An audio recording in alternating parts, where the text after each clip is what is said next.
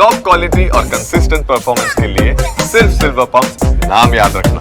નડિયાદના સાથ બજારમાં લૂંટનો નિષ્ફળ પ્રયાસ થયો હતો। એક વાહન પર આવેલા 3 જેટલા લોકોએ આ લૂંટનો પ્રયત્ન કર્યો।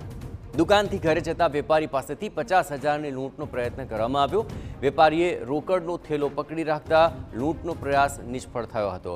પોલીસે સીસીટીવીના આધારે આરોપીઓની શોધખોળ હાથ ધરી છે।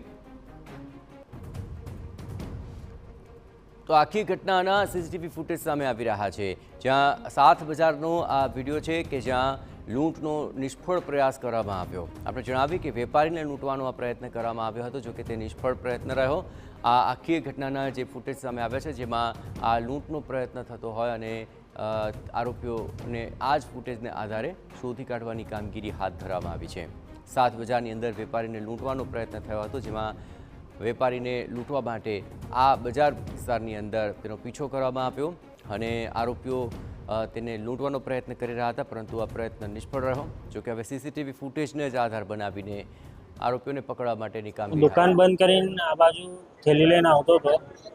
અહીંયા 2 જણ ઊભા હતા અમારી પહેલા ગાડી પર। અમે 2 જણ આવતા હતા, અમારા બેઓની ગાડી આગળ ઊભી રાખી બંદૂક બતાવી।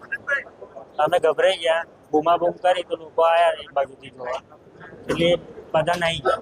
2 જણા હતા, આગળ 1 જણ ઊભો હતો,